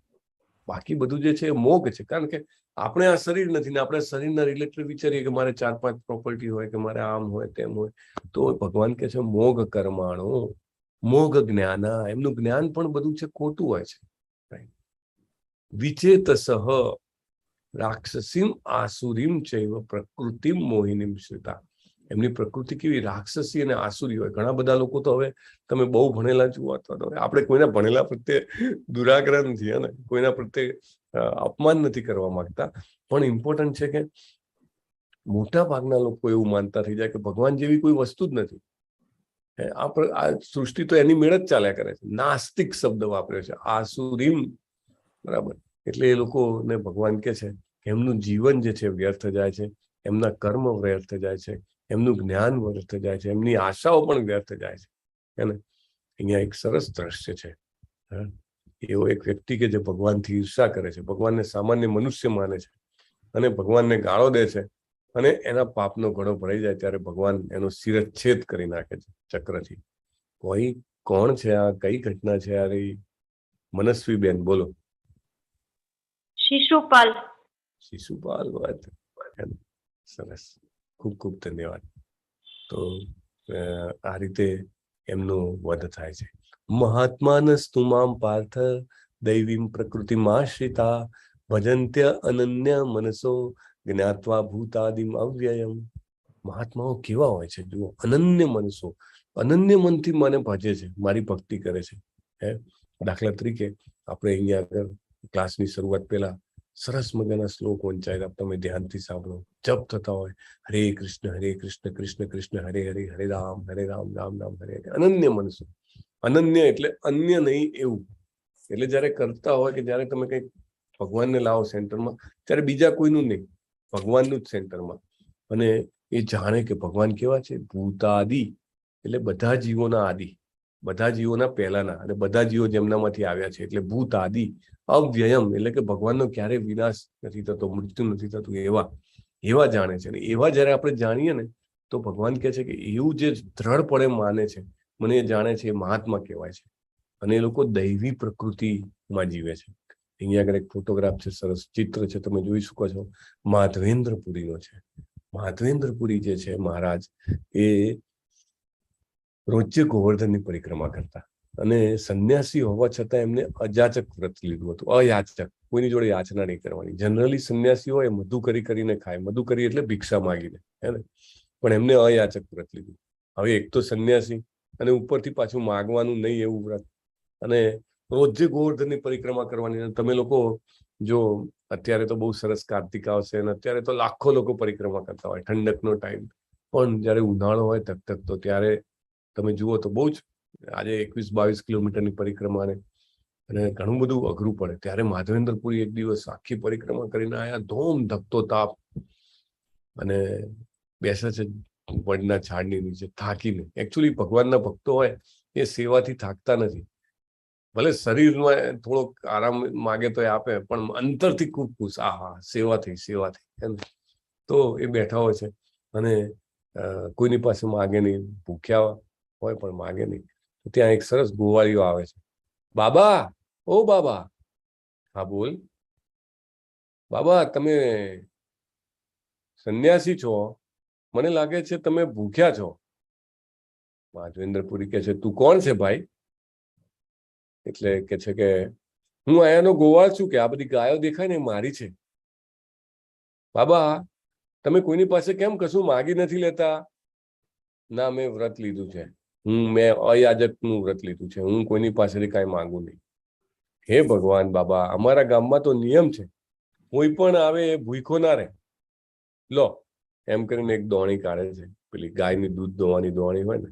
લો બાબા, આ દૂધ છે, મારી ગાયોનું તાજું દૂધ છે, અમૃત જેવું, તમે એ પી લ્યો. અને આ દોડી છે ધોઈને રાખજો, હો, હું આવીને લઈ જઈશ. હજી તો કઈ બોલે માધવેન્દ્રપુરી એ પહેલા તો ગોવાળીઓ ફરાર થઈ જાય છે. માધવેન્દ્રપુરી ભગવાનને ભોગ લગાવીને એ દૂધ પીવે છે. એક એક ઘૂંટણે એમાં અમૃત તુલ્ય સ્વાદ હોય છે. અને જેવું પીવાનું પૂરું કરે છે ત્યાં નિંદ્રા આવી જાય છે. અને નિંદ્રામાં સાક્ષાત શ્રી કૃષ્ણજી પધારે છે. માધવેન્દ્ર, ઉઠ. માધવેન્દ્રપુરી કે ખરેખર આ સપનું છે કે સાચું છે? અરે, હું હમણાં તને દૂધ આપવા આવ્યો હતો ને. હા. અરે ભગવાન, તમે? હા, હું વિગ્રહ રૂપે પેલી ટેકરીના અંદર દબાયેલો ઘણા વર્ષોથી, સેંકડો વર્ષોથી પડ્યો છું. મને ત્યાં બહુ ગરમી લાગે છે. મને જલ્દી બહાર કાઢ, મારો અભિષેક કર અને મારી સ્થાપના કર. એમ કરીને અદ્રશ્ય થઈ જાય છે. તુરંત માધવેન્દ્રપુરી ઉઠે છે, જોવે છે તો પેલી દોણી બાજુમાં, અને ખરેખર એમને તો ભગવાનના ભક્ત વિશ્વાસ કે ના ભગવાન જ હતા. દોડતા જઈને ગ્રામજનોને બોલાવે છે. બધા ગ્રામજનો આવી જાય છે અને એ જગ્યા જ્યાં આગળ ભગવાને કીધું હતું ત્યાં ખોદકામ ચાલુ કરાવે છે. અને બધાના આશ્ચર્ય વચ્ચે ભગવાનનો વિગ્રહ અદ્ભુત દૈદીપ્યમાન પ્રગટ થાય છે. વિગ્રહ એટલે મૂર્તિ તમે જો, પણ વિગ્રહ એટલે ખરેખર ભગવાન સાક્ષાત. એને તો અને એમની સ્થાપના કરે છે. અને ગોપાલ અને એમની પૂજા આરાધના ચલાવે છે. પાછા થોડા દિવસ થાય છે અને ફરીથી ભગવાન સપનામાં આવે છે. બાબા, મને અહીંયા બહુ ગરમી લાગે છે. તો માધવેન્દ્રપુરી કે પણ હું શું કરું? અરે તું ઓડિશા જા, હા, પુરી, ત્યાં મલય ચંદન મળે છે, મલય ચંદન લઈ આવ, એની મારા શરીર પર લેપ કર તો મને ઠંડક થશે. તમે વિચારો, આ બાજુ ક્યાં વૃંદાવન અને આ બાજુ ક્યાં ઓડિશા. ત્યારે જ ને ત્યારે જ ઓન ધ સ્પોટ ચાલતા નીકળે છે. અને એ વખતે તો આપણા જેવું હતું નહીં કે રાત્રે બેઠા સવારે પહોંચી ગયા, flight, train, nothing like that. ત્યાંથી જાય છે. અને પછી તો બહુ સરસ ઘટના છે, આગળ પણ આપણે જોઈશું. ક્ષીરચોર ગોપીનાથની ઘટનાઓ છે ને એમના માટે ચંદન લઈને આવતા હોય છે. તો ભગવાનના ભક્તોને દ્રઢ વિશ્વાસ હોય છે, અનન્ય મનસો, કે ના ભગવાન છે. કેવા છે? બધા જીવોના આદિ, ભૂત આદિ, અવ્યયમ, એ ક્યારેય મૃત્યુ નથી પામતા એવા.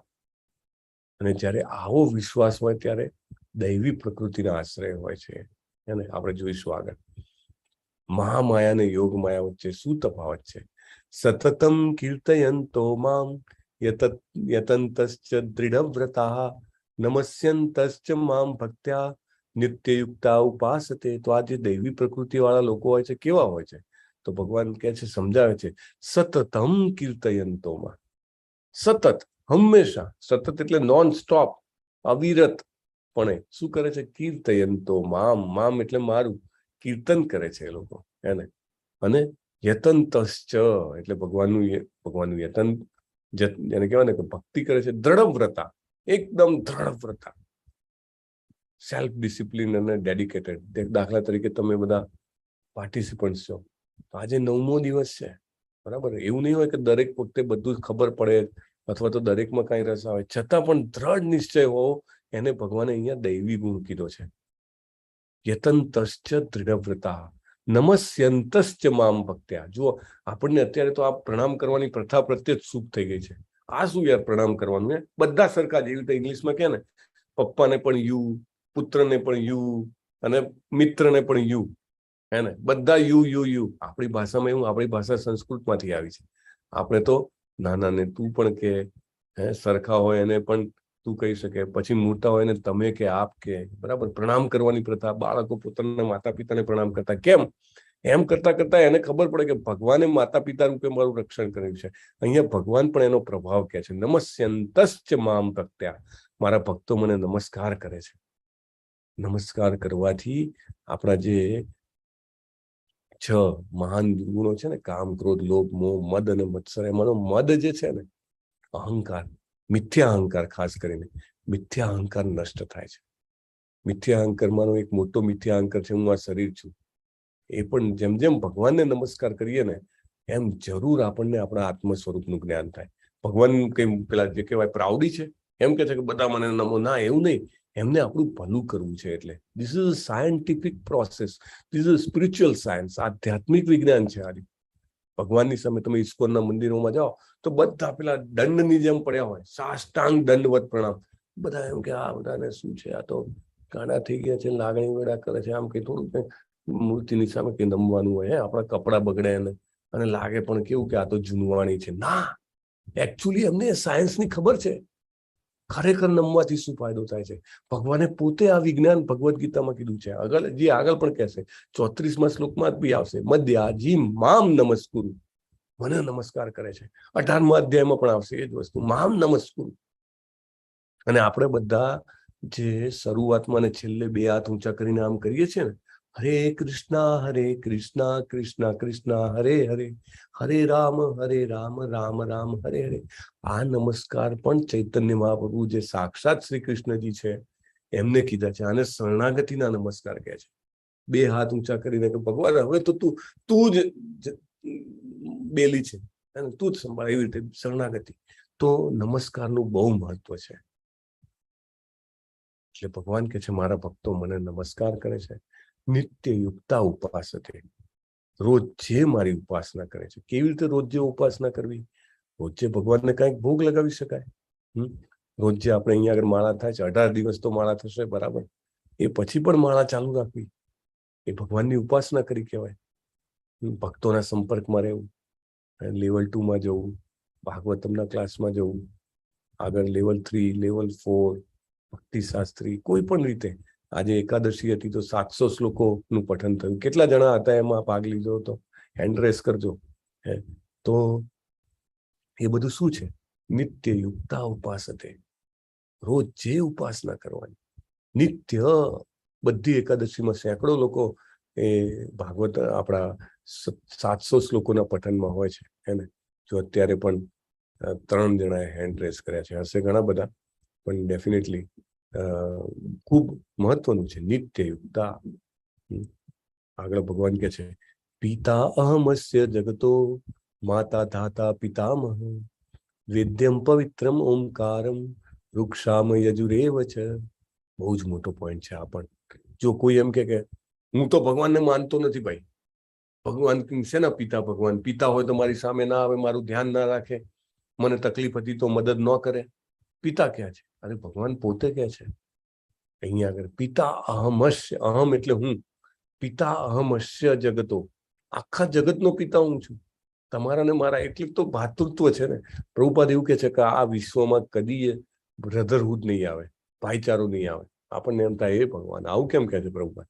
પ્રભુપાદ કહે છે કારણ કે એ લોકો કોમન અમ્બ્રેલાની એટલે કે બધાની જે છત્રી છે બધાની ઉપર એની નીચે આવવા જ નથી માંગતા. જો બધા સ્વીકારે કે ભગવદ્ ગીતા છે આ વિશ્વનું જેને કહેવાય કે મુખ્ય સાહિત્ય, આધ્યાત્મિક સાહિત્ય છે, અને શ્રી કૃષ્ણજી જે છે એ પૂર્ણ પુરુષોત્તમ પરમેશ્વર પરમપિતા છે, તો બધા એમને પિતા માનશે ને એમના પિતા માનવાને કારણે એકબીજાના ભાઈ માનશે, તો ઝઘડો નહીં થાય. નહીં તો ત્યાં સુધી તો એક દેશ બીજા દેશ ઉપર, પ્રભુપાદ ત્યારે પણ કહેતા હતા, અત્યારે પણ યુક્રેન, રશિયા અને ચાઇના, ઇન્ડિયા ને બધું ચાલ્યા જ કરે છે. ભગવાને કીધું છે પિતા અહમશ્ય જગતો, ખાલી પિતા નહીં, પછી આગળ કે છે માતા, દાતા, પિતામહ, દાદા પણ હું છું, માતા પણ હું છું, ધારણ કરનાર પણ હું છું, પોષણ કરનાર બધું હું છું. જો ઓન કરે છે ભગવાન. અને કોઈ કહે કે મને શું આપ્યું ભગવાને? આપણે કોરોના થયો હતો ને જયારે હોસ્પિટલમાં હતા ત્યારે ઓક્સિજનના બેડના એક દિવસના હજારો રૂપિયા ચાર્જ નથી આપ્યા, અને અહીંયા આગળ આખી જિંદગી ફ્રી ઓક્સિજન જોઈએ એટલો નથી આપ્યો. ફ્રી સૂર્યપ્રકાશ, ફ્રી પાણી, શ્વાસ, શું નથી આપ્યું એમને? રાઈટ. એટલે પિતા હમશ્ય જગતો, ભગવાને આપણને સ્વીકાર્યા છે. આપણને આનંદ થવો જોઈએ કે ભગવાને મારું પુત્રત્વ કે મારું પુત્રિત્વ સ્વીકાર કર્યું અહીંયા આગળ. અને ખાલી આપણું નહીં, પછી તો આપણે અહીંયા સમજો કે કોઈ જીવને હાનિ પહોંચતી હોય તો પણ વિચારવું જોઈએ કે આ જીવ પણ જે છે એના પિતા ભગવાન છે. એટલે વી શુડ એવોઇડ ધેટ. વેદ્યમ પવિત્રમ ઓમકારમ, કોઈ કે વેદોમાં ભગવાનનું નામ નથી તો કે ઓમકાર છે શબ્દ, શ્લોકે શ્લોકે તો એ હું છું, ત્રણે વેદ હું છું. ભગવાન શું કે છે આગળ? હું ઉષ્ણતા આપું છું, વરસાદ રોકી રાખું છું, અમરત્વ, મૃત્યુ, જળ બધું જ હું છું મારામાં. પછી જે લોકો ખૂબ પુણ્યો કરે એ ઉપરના લોકોમાં જાય. આપણે પેલું ગોલોકા ચાર્ટ જોયો હતો, અને ત્યાં જાય સમજો કે સ્વર્ગ લોકમાં જાય તો ત્યાં ખૂબ આનંદ ભોગવે. જેટલું આપણે દાખલા તરીકે ફોરેનમાં ફરવા ગયા હો વિઝા લઈને, તો જેટલા આપણી પાસે પૈસા હોય એટલું આપણે મજા કરીએ, અને જેવો વિઝા પૂરો થાય એટલે ફટ દઈને આપણા દેશમાં પાછું આવી જવું પડે કે નહીં. તેવી રીતે ક્ષીણે પુણ્ય મર્ત્ય લોકમ વિસંતિ, જેવું પુણ્ય ક્ષીણ થાય એટલે તરત જ એ ઉચ્ચ લોકોમાંથી આપણે ધરતી પર પાછા આવી જવું પડે. એટલે નિરંતર જન્મ અને મૃત્યુનું આ ચક્ર ચાલ્યા કરે છે. પણ ભગવાન કે છે આને LIC શ્લોક કે છે, અનન્યાસ ચિંતયંતો મામ. જે વ્યક્તિ અનન્ય પ્રણય એટલે બીજા કોઈનું નહીં, મારા એકલાનું. ભગવાન બહુ ક્લિયર છે. નહીં તો લોકો છે ને કે હા ચલો સૂર્યદેવ મને તમે સ્વાસ્થ્ય આપી દો, લક્ષ્મીજી મને ધન આપી દો, સરસ્વતીજી જ્ઞાન આપી દો, એમ ફર્યા કરે આમ તેમ. ના, અનન્યા, જે વ્યક્તિ અનન્ય રીતે મારું ચિંતન કરે, મારું ધ્યાન કરે, મને સમજવાનો ભગવદ્ ગીતા દ્વારા પ્રયત્ન કરે, મને ભોગ લગાવે, જપ કરે મારા નામનો, તો એ જના પર્યુપાસતે તેસામ નિત્યાભિયુક્તાનામ યોગક્ષેમમ વહામ્યહમ. એવા લોકોનો યોગ એટલે કે એમને જે નથી પ્રાપ્ત એવી વસ્તુની પ્રાપ્તિ, અને ક્ષેમ જે એમને ઓલરેડી પ્રાપ્ત છે એનું રક્ષણ. વહામ્યહમ, હું પોતે કરું છું, હું પોતે કરું છું. ભગવાન કહે છે I my self do it. બહુ જ મોટો પોઈન્ટ છે આ.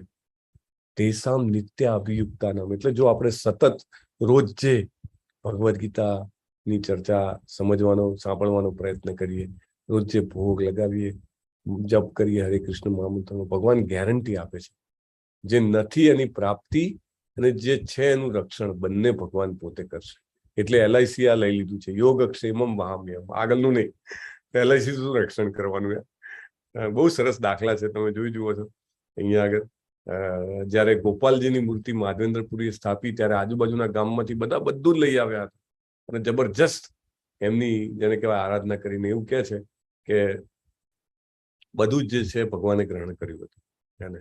અને આ એક ફળવાલીનો દાખલો છે. ફળવાલી કૃષ્ણજી જયારે દૂરથી આવે છે એમના પર એટલી મોહિત થઈ જાય છે કે બધા ફળ એમને આપી દે છે. કૃષ્ણજી તો શું લાયા હોય, એ વખતે બાર્ટર સિસ્ટમ હતી, એટલે કઈક વસ્તુની સામે વસ્તુ આપવાની, ધન નહીં. કૃષ્ણજીએ જોયેલું કે એમના પપ્પા સામે કંઈક આપતા હતા, એટલે એ પણ બે હાથમાં મુઠ્ઠી ચોખા ભરીને લાવે છે, અને પછી ફળવાળીને છાબડીમાં આમ નાખે છે બે હાથે, પણ ફળવાળી એના બધા ફળ આપી દે છે. અને જયારે જતી હોય છે ત્યારે જોઈએ તો આખી છાબડી જે છે રત્ન ઝવેરાતથી ભરાઈ જાય છે. એટલે કૃષ્ણજી જે નથી આપે છે અને જે છે એની રક્ષા કરે છે. તો ભગવાનને શું આપી શકાય? આપણું છે શું તો ભગવાનને આપી શકાય? ના તોય ભગવાને કઈક વ્યવસ્થા કરી છે. પત્રમ પુષ્પમ ફલમ તોયમ યો મે ભક્ત્યા પ્રયચ્છતિ તદ અહમ ભક્ત્યુપયતમ અશ્નામી પ્રયતાત્મન. ભગવાનને તુલસી દળ ચડાવી શકાય, પત્રમ પુષ્પમ ભગવાનને ફૂલ ચડાવી શકાય, ફલમ ભગવાનને ફળ આપી શકાય, તોયમ એટલે કે જળ કે દૂધ આપી શકાય. રાઈટ? તો આ રીતે જે આપણે આપીએ તો ભગવાન કે છે હું સ્વીકાર કરું છું. અસ્નામી, આઈ માય સેલ્ફ એક્સેપ્ટ. પ્રભુપાદને કોઈએ કીધું કે તમે આ બધું આ ભોગ લગાવવાનું બધું વાત કરો છો, ક્યાં ભગવાન ખાય છે? તમે ધરાવો એ તો બધું પાછું આવે છે. ભગવાન કે હું તારું માનું કે ભગવાનનું? પ્રભુપાદ કે હું તારું માનું કે ભગવાનનું? કેમ? ભગવાન તમને આવીને કહી ગયા? પ્રભુપાદે ભગવદ્ ગીતા ખોલીને કે જો 9મા અધ્યાયના 26મા શ્લોકમાં લખ્યું છે કે નહીં, હું સ્વીકાર, અસ્નામી, હું સ્વીકાર કરું છું. મારે આ સાચું માનું કે તું કે સાચું માનું? બીજી વાત, ભગવાન જે છે પોતાની દરેક ઇન્દ્રિયથી દરેક કામ કરી શકે, એટલે દ્રષ્ટિથી એ ખાઈ શકે છે. એટલે આમ જોવે આપણો જે ભોગ લગાવેલો હોય એ ખાલી જોવાથી એ જમે છે. દાખલા તરીકે ડૂટીમાંથી કમળ ઉત્પન્ન ના કર્યું, બ્રહ્માજીને ઉત્પન્ન કર્યા ને, રાઈટ? એવી રીતે ભગવાન જે છે એમની દરેક ઇન્દ્રિયથી, કાનથી એ બોલી શકે છે, આંખોથી સૂંઘી શકે છે, નાકથી એ સ્વાદ કરી શકે છે. એવી રીતે તો ભગવાનની સામે જયારે મૂકીએ છીએ, ભોગ લગાવીએ છીએ, ત્યારે ભગવાન ચોક્કસ ગ્રહણ કરે છે. હવે કોઈ કે ઓછું કેમ નથી થતું? તો ઓમ પૂર્ણમદ પૂર્ણમિદમ પૂર્ણાત પૂર્ણમુદચ્યતે પૂર્ણસ્ય પૂર્ણમાદાય પૂર્ણમેવાવશિષ્યતે. આપણા ભૌતિક જગતમાં એકમાંથી એક જાય, 1 - 1 તો = 0 થાય. આધ્યાત્મિક જગતમાં એવું નથી. ભગવાન જેટલું ગ્રહણ કરે છે એટલું ને એટલું રાખી મૂકે છે ભક્તો માટે, એટલે આ દિવ્ય જગતનો કારોબાર છે. એટલે આપણે બધાએ ચોક્કસ આ ચારમાંથી કોઈ એક વસ્તુ રેગ્યુલરલી, ડેફિનેટલી, આપણે બધા ગૃહસ્થ છીએ, રાઈટ? આપણે ઘરમાં રહીએ છીએ અને ફેમિલી સાથે, કુટુંબ સાથે રહીએ છીએ, તો આપણો ધર્મ છે. આપણા ઘરમાં એક તુલસી ન વાવી શકીએ? રોજે ભગવાનને એક તુલસી દળ આપી શકીએ? પુષ્પો તો બધાના ઘરમાં ફૂલ વાવ્યા હોય છે, કેમ ભગવાનને ફૂલ ન ચડાવી શકીએ? ફળ, ફ્રૂટ, ડ્રાયફ્રૂટ, કાંઈ પણ. અને તમે જુઓ અહીંયા આગળ આ ભક્ત કેવી થાળી બનાવી છે ભગવાન માટે, યાદ કરીને. ઠીક છે, ડુંગળી લસણ વાળું આપણે ન બનાવી શકીએ, પણ તમે જુઓ કેટલા ઉપહાર બનાવ્યા છે. ઇવન ઇસ્કોનના મંદિરોમાં અને તમે ત્યાં જાઓ તો જબરજસ્ત આમ 56 ભોગ એને ભગવાનને લેવિશલી ભગવાનને સર્વ કરે. આપણે પરમ પૂજ્ય નામનિષ્ઠા પ્રભુ કહેતા હતા કે 8 જેટલા બ્રહ્મચારીઓ ફૂલ ટાઈમ સવારથી લઈને સાંજ સુધી, સવારે 3 વાગ્યાથી લઈને રાત્રે 10 વાગ્યા સુધી માત્ર શ્રી રાધા ગોવિંદની સેવામાં લાગેલા હોય છે. કારણ કે રાધા ગોવિંદની સેવા બહુ જ જેને કહેવાય ને કે ટાઈમલી અને પંચ્યુઅલી થવી જોઈએ. ગૌરનીતાઈ હોય એમની એ અપરાધ સ્વીકારતા નથી, પણ રાધા ગોવિંદ રાધા કૃષ્ણ જે છે એ બહુ જ એમની પર્ટિક્યુલર સેવા. તો સવારના ઉઠે સીધા 4 વાગે તમે ઉઠાડો ત્યારે જ એમને તો ગરમ ગરમ જેને કહેવાય ને કે ખીર કે ધરાવવામાં આવે. પ્રભુ કહેતા હતા એની જે આખી પ્લેટ હોય, ફૂલ પ્લેટ, રાઈટ? દિવસમાં 8 વખત તો એમનું અલગ અલગ પ્રકારની આરતી ને બીજું બધું ભોગ ને બધું ચાલુ હોય. એટલે પણ એટલી જબરદસ્ત સેવા થાય તો સાક્ષાત હાજર જ હોય ને. નથી દેખાતું? આજે સાવ નાનું સેન્ટર જે છે બેંગલુરુ, ત્યાંથી આખા વિશ્વના સેંકડો દેશોમાં 7 લાખ લોકો સુધી આ ભગવદ્ ગીતાનો કોર્સ પહોંચી શક્યો છે. ઇટ્સ હાજરે હાજર છે સાક્ષાત. એનીવે, તો આપણે ત્યાં પણ આપણા ઘરમાં પણ સરસ મજાનો ભગવાનનો ફોટો લાવીને રાખીએ, અથવા તો એમની મૂર્તિ હોય. રોજ જે આપણે આટલું તો ધરાવી જ શકીએ, અને જે ગૃહિણી છે એના માટે તો સારું છે. જે માતાજીઓ ઘરે પોતે ખાવાનું બનાવે છે, તો એ તો જાતે બનાવીને રાંધીને અલગથી તમે ડુંગળી લસણ બધાનું બનાવતા હો તો પેલા અલગથી કાઢી તમે ભગવાન માટે તો દાળ ભાત શાક ધરાવી જ શકો છો, રાઈટ? કેટલું મહત્વ છે. ભગવાન કહે છે અસ્નામી, હું સ્વીકાર કરું છું. અને પછી ધરાયેલું પાછું ભેગું કરી દેવાનું, દાળ બીજી દાળ જોડે, શાક બીજા શાક જોડે. ઘરના બધા ખાય ને બધાને પ્રસાદ મળે, અને ધીરે ધીરે બધાનું અપલિફ્ટમેન્ટ થઈ જાય, રાઈટ? તમે અમને અજ્ઞાત સ્વીકૃતિ આપી રહ્યા છો. અનનોઈંગલી તમે એમના સ્પિરિચ્યુઅલ એકાઉન્ટમાં ડેપોઝિટ કર્યા કરો છો. Please do that. યત કરોષિ યદસ્નાસી યજ્જુહોષિ દદાસી યત તપસ્યસી કૌંતેય તત્કુરુષ્વ મદર્પણમ. યત કરોષિ, તું જે કંઈ કરે છે, યદસ્નાસી, જે કંઈ પણ શ્વાસ લે છે, યજ્જુહોષિ, જે કંઈ પણ જેને કહેવાય હોમ કરે છે, દદાસી, જે કંઈ પણ દાન આપે છે, યત તપસ્યસી, આજે દાખલા તરીકે એકાદશી છે તો એકાદશીનો ઉપવાસ કર્યો, એનું તપ કર્યું કે નહીં?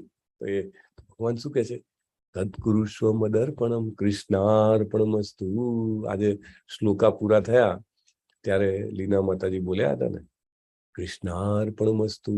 તમારે કોઈ બ્રાહ્મણને તમે સીધું આપવા કે કઈ દાન લેવા બોલાવો તો થોડોક પણ જાણકાર બ્રાહ્મણ હોય, ભલે શાસ્ત્રો ભણ્યો ના હોય પણ છતાંય ખબર હોય તો બોલે. બધું લઈને તમને પેલો સંકલ્પ મુકાવે, દાન લઈ લીધું બધું, અને પછી કે કૃષ્ણાર્પણમસ્તુ. બધું જ છેલ્લે મદ અર્પણમ, શ્રી કૃષ્ણને અર્પણ કરવાનું. ઘણા બધા ભક્તો આની પ્રેક્ટિસ કરતા હોય છે.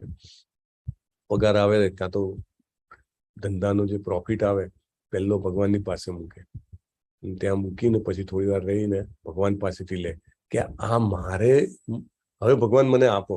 એટલે ભગવાનને આપ્યું ને ભગવાને આપ્યું એમાંથી જ પોતે લીધું. અને ઘણા બધા તો પ્રેક્ટિસ કરે. પ્રભુપાદે લખ્યું છે એમ શ્રીમદ ભગવદ્ ગીતા યથારૂપમાં કે મારે જરૂર હોય એટલું હું લઉં, અથવા મારી ભવિષ્યમાં કંઈક જરૂર પડશે એટલું, અને બાકીનું જે છે એ ભગવાનના કામમાં ઉપયોગ કરવો. રાઈટ, બધું જ ભગવાનને અર્પણ કરવું. ઇનફેક્ટ જે કંઈ પણ કરીએ છીએ એવરીથિંગ આ ડિમાન્ડિંગ છે આપણા ભગવાન. પણ જો આપણે અર્પણ કરીએ, જો આપણે તો કશું ઓછું નથી કરવાનું, જે ખાઈએ જ ખાવાનું છે, જે પહેરીએ જ પહેરવાનું છે, પણ ભગવાનને અર્પણ કરવાનું છે અને પછી એમની પાસેથી લેવાનું છે.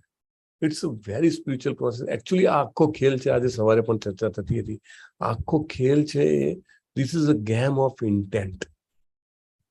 તમારા ભાવનો આ ખેલ છે. સામાન્ય વ્યક્તિ પણ ધન કમાતો હોય છે, સામાન્ય વ્યક્તિ પણ જીવન જીવે, સામાન્ય વ્યક્તિ પણ ગૃહસ્થી ચલાવે, બધું જ હોય. તો સામાન્ય વ્યક્તિ ને ભક્ત વચ્ચે આમ જોવા જાવ તો બહારની દ્રષ્ટિએ કોઈ ફેર ના લાગે, પણ પેલો જે કંઈ પણ કરતો હોય એ કૃષ્ણ માટે, કે કૃષ્ણએ કીધું છે એટલે કરવાનું છે. લડ્યું આખા મહાભારતના યુદ્ધમાં લડાઈ તો 18 અક્ષોની સેનાએ કરી છે, હે ને? પણ અર્જુનજી જે લડ્યા છે મામ અનુસ્મર યુદ્ધ છે, મને યાદ કરીને યુદ્ધ કર, હે ને? બહુ સરસ. સમોહમ સર્વભૂતેષુ ન મે દ્વેષ્યોસ્તિ ન પ્રિય યે ભજંતી તુ મામ ભક્ત્યા મયિ તે તેષુ ચાપ્યહમ. ભગવાન કે છે, કોઈ એમ કે આ ભગવાને આને બહુ દુઃખ આપ્યું, આને ઓછા પૈસા આપ્યા, આને વધારે પૈસા આપ્યા. ભગવાન કે ના, હું કોઈનો દ્વેષ નથી કરતો, મને કોઈના પ્રત્યે પક્ષપાત પણ નથી કે આ વાલો છે ને આ દવલો છે ને, એવું નથી. સર્વ પ્રત્યે સંભાવયુક્ત છું. પરંતુ જો આ પરંતુ બહુ મોટી વાત છે, પરંતુ જે મનુષ્ય ભક્તિ ભાવે મારી સેવા કરે છે, રાઈટ, એ ભજંતી તું મામ ભક્ત્યા.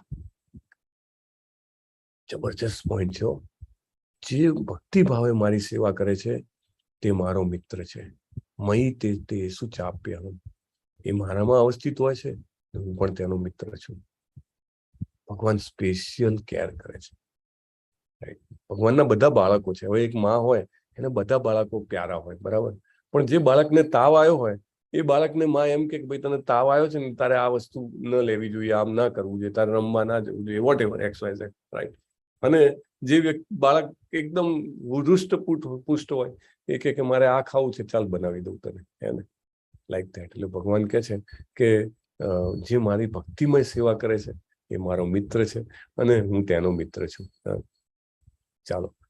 અપી ચેત સુદુરાચારો ભજતે મામ અનન્ય ભાગ સાધુરેવ સમંતવ્ય સમ્યક વ્યવસ્થિતો હિ સ. આ પણ બહુ જબરજસ્ત શ્લોક છે, હે ને?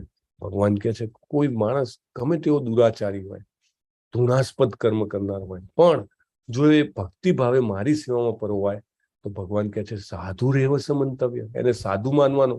કારણ કે એને નક્કી કર્યું છે કે હું ભગવાનનું કામ કરીશ. દાખલા તરીકે ઘણા બધા પાર્ટિસિપન્ટ છે જે નવા કોર્સમાં જોઈન કરીને ખરેખર એમના પોતાના પૂર્વજન્મના કર્મો ભાથું બહુ સારું પાવરફુલ ભાથું હોય, પૂર્વજન્મમાં પણ સારા કર્મો કર્યા હોય, ભક્તિ કરી હોય, તુરંત એમને જેને કહેવાય ને ભગવદ્ ગીતા અને હરે કૃષ્ણ મહામંત્ર ને તુરંત એમને લાગી જાય. ઘણા બધા ભક્તો એવા જોયા છે કે થોડાક જ સમયમાં એ લોકો માળા જે છે એ સારી રીતે વધારે માળા કરતા થઈ જાય છે, રાઈટ. તો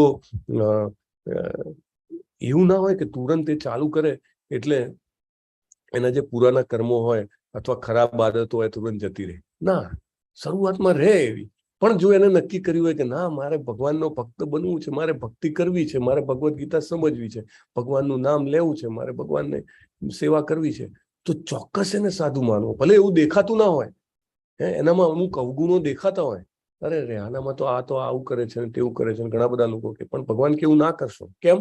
કારણ કે એને નક્કી કરી લીધું છે, અનન્ય ભાગ, કે ના હું ભગવાનનો ભક્ત બનીશ. તો જેવી રીતે પંખો આપણે બંધ કરીએ સ્વિચ, અને તુરંત થોડો બંધ થઈ જાય છે, થોડી વાર સુધી ફર્યા નથી કરતો આમ, પછી ધીમે ધીમે ધીમે બંધ થાય. એવી રીતે ચોક્કસ એના અવગુણો જશે અને ચોક્કસ એ સાધુ બનશે. ભગવાન કહે છે સાધુ રેવ સમંતવ્ય, રાઈટ. એટલે ક્યારેક લોકો કે અમે તો મંદિરમાં ગયા હતા ને આ ભાઈ તો બૂમ પરડા પાડતા હતા, આમ કરતા હતા તેમ કરતા.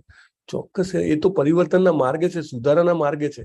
You will definitely improve, right. એટલે કોઈના પ્રત્યે આપણે એ રીતે આંગળી કરવી જોઈએ નહીં. અને જો આપણે આ કરી રહ્યા હોઈએ ભગવાનની ભક્તિ, તો ચોક્કસ સમજવું કે આપણે એમાંથી બહાર આવશું જ. ધીરે ધીરે કરીને આપણા બધા જ અવગુણો દૂર થશે, આપણે શુદ્ધ થઈ જશું.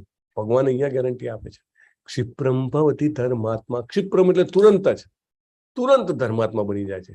શાશ્વત શાંતિ નિગચ્છતિ, તુરંત શાંતિ મળે છે. કૌંતેય પ્રતિજાની. એ અર્જુન જા તું ઘોષણા કરી દે, જા તું ઘોષણા કર, એનાઉન્સ કરી દે. ભગવાન એવું કહે છે. ભગવાન કહે છે હું એનાઉન્સ કરીશ ને તો લોકો માનશે નહીં. મેં એકવાર એનાઉન્સ કર્યું હતું કે મહાભારતના યુદ્ધમાં હું લડીશ નહીં, અને પછી જયારે અર્જુનનો રથ ભીષ્મ પિતામહે તોડી નાખ્યો તો મારાથી રહેવાયું નહીં, અને હું પછી પેલું રથનું પૈડું લઈને ભીષ્મ પિતામહ જોડે લડવા માંડી પડે. તો હું કહીશ તો નહીં માને, કારણ કે ભગવાન છે ભક્ત પ્રેમી છે ને, એટલે ભક્તના રક્ષણ માટે અથવા ભક્તનું મન રાખવા માટે તુરંત પોતાનું પ્રણ તોડતા અચકાતા નથી. અને કે કોઈ એવું કહેશે કે આપણે પ્રણ તોડ્યું, પણ અર્જુન જે છે એ ભક્ત છે, કે ભક્ત કહેશે તો એનું માનશે બધા. કૌંતેય પ્રતિજાની, જા કૌંતે, હે અર્જુન તું જઈને એનાઉન્સ કરી દે, નમે ભક્તા પ્રણશ્યતિ, મારા ભક્તનો કદી વિનાશ નહીં થાય. I will protect him come what may. ચાહે કાંઈ પણ થઈ જાય હું એનું રક્ષણ કરીશ, એનો વિનાશ નહીં થવા દઉં. વિનાશ થવો એટલે આમ તો પતન થવું, રાઈટ. ભક્તનું પતન નહીં થાય એની ગેરંટી ભગવાન આપે છે. અને ગમે તેટલા અવગુણ હશે.